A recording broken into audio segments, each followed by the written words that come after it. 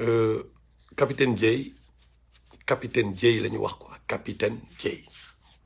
Donc quand on dit capitaine sa xel ci lan lay njëkk a dem ci armée.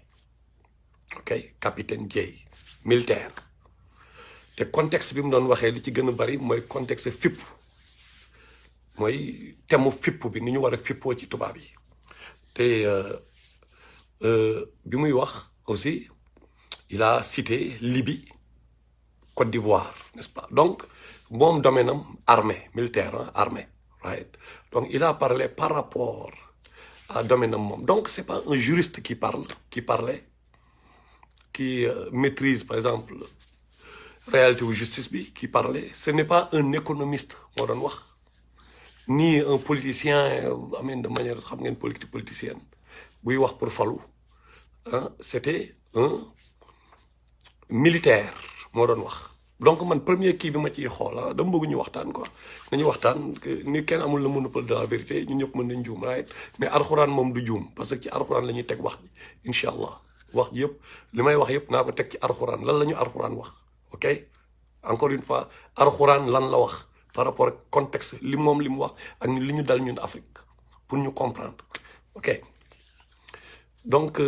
première question que nous devons nous poser mooy ok moom xam na ni lii bu ko waxee ñu bëri duñ ko wala dañ ko mere wala nit ñi parce que c'est un discours boo xam ni dafa défier li fi nekk quoi xam nga parce que ñëpp parle d'indépendance ñëpp parle de rupture avec la France ñëpp loolu la ñuy wax combat boobu la ñuy mëne mais pourquoi moom mu ñeme ñëw wax loo xam ni nit ñi peut-être duñ ci d'accord wala nañ ci dal ci kawam bon première question point d'interrogation pourquoi ça c'est d'un deuxièmement fan la waxee ci yan contexte la waxee parce que ci biir waxam nee na mais dafa mel ni process lay wax quoi moom il parle de timing li ñuy wax timing ak location instant bi ban timing la fan lañ toll instant bi lan la affaire yi laaj xam nga est-ce qu'il a dit que éternellement ñun dañu war a toog rek France di jaar suñu kaw loolu la wax wala dafa ni non moment bi ñoragul man je crois entendre que moom dafa ni ñoragul quoi des na parce que tamit Saint-Cyr la génnee am na lu mu gis foofu côté armement côté doole am na ñun tamit lu ñu gis ñun ak moom lu ñu bokk gisandoo mooy comment ils se sont débarrassés de la Libye fan la mujjul fenn comment ils ont assassiné Thomas Sankara mujjul fenn nu ñu rajaxee Côte d'Ivoire jël Gbagbo def ko yóbbu ko prison tey sax ñi ñuy kii sax tey mooy ñoom Ablaye Wade ñi nga xam ne tey ñoom la ñuy praise ñoom ñoo demoon Benghazi ah def ay contradiction mooy lan taxaw di jàppale non di décourager Kadhafi quoi par rapport ak combat bi même africains yi ñoom ñooy ñëw l'assassin de Sankara moom mooy kan Blaise Compaoré benn instant mu nekk secrétaire général fan mais OUA l'organisation de l'unité africaine l'assassin de Thomas Sankara nekk fa kii nekk secrétaire général président Afrique yëpp nangu ko ok donc lu bëri day am mais am na ay forces invisibles yu nekk ci ginnaaw parce que tout crime ñoom yi ñuy def yëpp mais ça reste justement ça reste impuni quoi am crime yëpp c'est impuni mais lan moo xew xoola gars yi ni ñu def Irak pour benn parenthèse bu ndaw xam nga yenn saa yi ñun bu ñu gëmee benn leader comme ñu gëm suñu benn leader bu kenn ñëwee par exemple ñu ne ñun Cheikh Anta Diop la ñu gëm wala Thomas Sankara la ñu gëm wala ku mu mënta nekk bu keneen ñëwee indi lu contraire à li leader boobu di wax rek automatiquement dañu dal ci kawam parce que ñun déjà leader bi lu tax ñu topp ko parce qu'il est parfait moom moo yor discours ñun bi ñu soxla discours bi ñu bëgg a dégg moom moo ko yor donc par exemple benn Ousmane Sonko waxee ne waaye dañu war a fépp ci tubaab yi exemple rek laay joxe quoi après kii ne non waraguñu fépp dañu war a xaar dañu war a collaborer naxante ba ñu jekku bu jéey waxee la par gars yi ne noo jéey tapet nga les gens commencent naan ko yow doo kii xam nga léegi nag affaire Idi moom bon bi la benn parenthèse s'allier avec Idi moom kooku moom du mës a d'accord parce que Idriss Seck li mu wane la hypocrisie yi mu wane quoi moo tax pour allier wu ak Idriss Seck c'est un problème ndax lii moo tax alxuraan bi ku ko contredire mais yow mënuma am ci yow confiance pourquoi parce que Idriss Seck dafa ñëw dal ci kaw chrétiens yi waxoon naa ne ko une fois après chrétiens yi ba pare mu comparer Karim Wade à Jésus je sais pas là chrétiens yi mer chrétien Sénégal yi dal ci kawam qu'est-ce qu'il a fait automatiquement pour ñooñu baal ko parce que politicien la parce que dafa pare seen électorat boobu daf ko soxla mu ñëw mu bind dem leen xoole lettre à Hippolyte Seck dem leen ngeen lire ko mu ñëw yàlla ne crucifié wuñu jugé Jésus surtout ni sax reyuñu ko crucifié wuñ ko moom mu ne xawma lan moo jàpp kii ba ñu crucifié wu ko mu contredire alxuraan pour faire plaisir aux chrétiens suñu mbokk chrétiens yi bien sûr n'est-ce pas donc mën ne mais waa ji c'est un hypocrite ba pare beneen bi mooy kan moo nekk ci ginnaaw Idriss Seck instant bi kan mooy son financier quoi amin kan mooy partenaire am dem na ngeen def recherche di ngeen gis donc mënuma comprendre donc foofu comme capitaine Dièye mu ànd ak Idrissa Seck bon peut-être nag c'est par pure stratégie politique xam nga parce que ku nekk tamit da ngay def par rapport ak peuple bi ni mu lay xoolee peut-être je sais pas xam nga peut-être c'est par stratégie gars yi ñëpp ay stratégistes lañu ok peut-être moom dafa expliquer nii ci kaw mais adduna bi dafa am ku ko moom te dafa am ay luwaawam yu mu teg am ay sunnawam yu mu teg bu la mayee boo jalgatee affaire yi da ngay dund musiba bi ñuy dund tey jii waa bani Israël bii ñuy wax nii tey yàlla bi mu leen mayee après victoire lan lañ def ban erreur lañ defaat après ils se sont divisés impérativement dañu war a xeex France mais ñun ñoo war a xool suñu bopp ba pare tant que xooluñu suñu bopp wallahi mënuluñu dara France il y aura toujours des Macky Sall traîtres qui vont nous vendre aux Occidentaux il y aura toujours parmi nous des gens qui s'en foutront pas mal dem di sàcc ay littoral bi di sàcc ay Babacar Ngom di exploiter ay pauvres yi il y aura toujours tout cela parce que bopp sa bopp la division la ay Corée ngay gis ñoom Babacar Ngom ñoom lañ lay jox histoire bani Israël encore une fois xam nga dajale man xam nga mais loolu mooy le grand problème mooy suñu division yi am maintenant capitaine Dièye peut-être benn affaire rek la waroon kii mooy aaya bi benn aaya bi moom mooy marqué moom mooy wone quoi yoon bi parce que jeunesse africaine bi li à part li ma wax ne dañu war a booloo peut-être capitaine Dièye foofu nag la waroon ñëw quoi xam nga foofu rek la ñëwul peut-être loolu mooy problème mais man je comprends fu muy waxee quoi mais tamit c'est bien ñeneen ñi tamit li ñuy wax ni waaye il faut ñu xeex tubaab bi c'est bien d'installer ces programmes là dans le subconscient des Sénégalais mooy au fur et à mesure ne non tubaab bi dañ ko war a xeex parce que jeunesse africaine yi ñoom ñooy problème mu tubaab ñoom rek ñoo mën a nekk problème tubaab yi loolu rek la ñu ragal moo tax bu jeunesse bi jógee révolution bu jógee comme yi fi amoon temps jamono Y'en a marre moo tax Y'en a marre mënuma leen baal tu vois je veux dire moo tax tubaab bi di déplacé wu pour récupérer xeex bi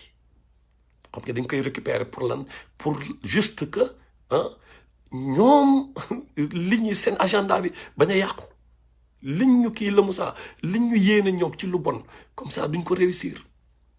maanaam li ñuy dawal biir Sénégal tey duñ ko réussir jeunesse africaine yi rek jeunesse yi bés bu ñu dajee loolu moo tax dañu récupérer créer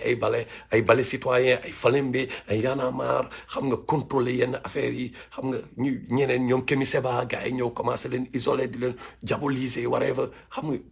pour ñu bañ a pour diviser jeunesse africaine yi mais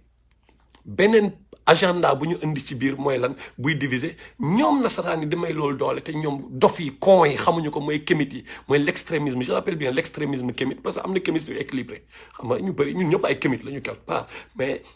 on est équilibré on est des musulmans quoi ok nekk kii gëm sa réew taxul nga bañ a gëm sa histoire taxul nga bañ a nekk jullit et tout mais l'extrémisme kémit c'est gens qui parlent de way di xas religion nit yi di saaga nit ñi di xam nga nekk ay cons yuy diviser ba pare topp iblis ñoom ñëpp ay taalibi iblis la ñu d'ailleurs ils font juste l'affaire du blanc ku mel ni Kémi Séba da ngay kontaan ci son discours mais maintenant buy commencé kéem day naan oui remercions nos ancêtres prions pour nos ancêtres mais man ni Kémi Séba bi bàyyi naa ko foofu kii mënutuma ànd ak moom mënutuma ko supporter parce que gain bi moo ngi indi benn iblis ci biir te aaya yi ma leen wax sànq yàlla mooy changer réew parce que moom adduna bi mais bokkaale moo indil Afrique problème yi ñu nekk nii bokkaale Sénégal tey bokkaale bu bëri bi moo tax tey Sénégal nekk ci galère bi mu nekk tey mais ñun chaque fois dañu naan rek way confrontation c'est bien nag c'est vrai que ñuy wax peuple bi non dañu war a fipp ci France dañu war a xeex ak français yi dañu war a nekk ay guerriers ñu installer ces programmes là dans le subconscient des Africains et des Sénégalais c'est bien mais tamit soyons réalistes par rapport au timing xam nga par rapport ak timing bi lan la instant bi amuñu doole bi nous sommes trop divisés instant bi Afrique waxuma la Sénégal wolof téere tukulóor joolaa bokk ñu histoire comme ni ma la ko waxee côté religion ay murid tijaan laayeen nangam mais léegi nag ñu génn foofu ñu waxi Afrique fële Ivoiriens yi xool football bu amee sax gars yi dañu bañante seen biir football bu amee match Coupe d'Afrique des Nations dañu bañante dañu fàttali ni sax jeu la xam nga ku nekk yaa ngi sa bopp ngay xalaat donc il faut ñu lii la mooy secret bi peut-être lii la docteur kii capitaine Dièye peut-être lii la leen fàtte wax mooy lan mais nag gars yi nañ ko teg ci yoon entraînement nañu saale ñu stratégique mais tamit nañ ko teg ci yoon mais tamit aussi bu ñuy expliquer peuple sénégalais bi surtout jeunesse bi ñëpp dañoo yàq le programme scolaire sénégalais dañ ko yàq gars yi dañu indil benn programme boo xam ni dañ ko teg juste pour nelawal suñu jeunesse pour nelawal sénégalais yi pour que duñu mës a réhabilité wu pour duñu mës a fippu mën lañ ñu tegalee ce programme pourri là boo xam kenn ñemewu ko laal malheureusement ñu bëri tey ci programme boobu lañu laal lañ jaar qu'est-ce que ça signifie am na yoo xam ne boo ko waxee surtout yow boo nekkee leader am na yoo xam boo ko waxee toujours da nga koy def de sorte que nit ñi comprendre sa wax lan la mooy da ngay xoolaat mbir mi nga dem niveau wu nit yi nga wax ak ñoom niveau boobu naxante boobu dafa war a am na information yoo xam mën guñ ko livrer dafa mel ni par exemple Ousmane Sonko bi mu demee TV5 muy expliquer affaire franc CFA bi ma ne non c'est pas le moment du foofu comprendre que ñun dañu fépp ci franc CFA bi non doo toog si télé tubaab yi di ko wax gars yi ñoom yow da ngay toog di wax ñoom xamoo kan ak kan la ils ont leur service secret fii biir Sénégal fees fa dell la xamoo kan ak kan la mais li nga war a def doo ko wax da ngay cool da ngay def ay fausse piste ngay dóor parce que it's a game mind game la xam nga donc ñu bàyyi xel ci loolu mooy peut-être capitaine Dièye peut-être foofu la defee bon pas de erreur sax je dirais pas erreur mais waxul carrément dafa waroon information am dafa incomplète quelque part par rapport ak mais nag intention am la ñu war a xool intention am lan la xam nga mooy intention dafa am solo quoi te man chaque fois bu may dal ci yenn gars yi fii gars yi dañu non ñun dañu war a booloo non mais waa ji mësul traîner casserole quoi mësul wor réew mi mësul xam nga peut-être traîner benn discours mën na juum aussi mais bu nekkee dafa juum moment bi xam la moo war a am woo ko waxtaan ak moom xool mu gën a expliqué wu bu juumee dina nangu xam nga dina nangu mais nag ñun man comme je veux l'habitude de vous le dire moi je m'attends pas à ce que Thierno Alassane Sall wala juge Dème wala Ousmane Sonko wala capitaine Dièye qu'ils soient parfaits ils sont comme nous c'est des humains mais ils sont pas Dieu ils sont que des gens qui peut-être avant nous pensaient à un peu step up pour diriger dëkk bi c'est tout hein c'est pas des savants ñu waxante dëgg am nañu xam-xam peut-être ci yenn domaines yi mais c'est pas des ay nit lañu comme ñun ñoo xam dañu juum donc ñun bu fekkee dañu xaar ci ñoom ñu bañ a juum mais dañ yàgg ci erreur ñun ñooy mujj am problème xam ñun ñooy mujjee après découragé dootuñu xeex bi quoi mais loolu moo tax ñoom aussi il faut ñu booloo ñeent ñooñu Ousmane Sonko capitaine Dièye Thierno Alassane Sall juge Dème seen booloo impératif la il faut ñoom ñu booloo comme benn capitaine Dièye bu juumee fii peut-être ñoom seen biir dinañ mën a waxtaan ku nekk jéem a convaincre sa morom kële parce que je m'attends à ce que par exemple li ma leen wax Ousmane Sonko par exemple affaire Oxfam bi njuumte la affaire Atepa bi njuumte la ci man mais cela ne veut pas dire que dañ ko nekkul li mu nekk quand même parce que am na yu bëri yu mu def yoo xam ni par rapport xam ngeen quoi xam nga ku nekk am na looy def loo xam ni Thierno Alassane Sall moo ngi waaj a génne benn livre ba dem leen ngeen bu leen fàtte livre boobu ngeen seetaan ngeen lire ko di ngeen découvrir lu bëri ci livre boobu lu bari ngeen xam kan mooy l'homme xam nga ay ñoom juge Dème ñeent ñooñu daal man je vois que ñeent ñooñu dañu war a ànd xam nga léegi nag bu nekkee benn mistake wala benn kii bu ñu jàppee ni mistake la et tout moo tax ñuy éliminer waa ji tamit problème la quoi à mon avis dañu war a toog ñu waxtaan ñoom surtout ñoom ñu bàyyi bu amee ay égo am na ay égo yoo xam mooy nit ki ñu teg seen égo yi teg ko fële ñu jiital Sénégal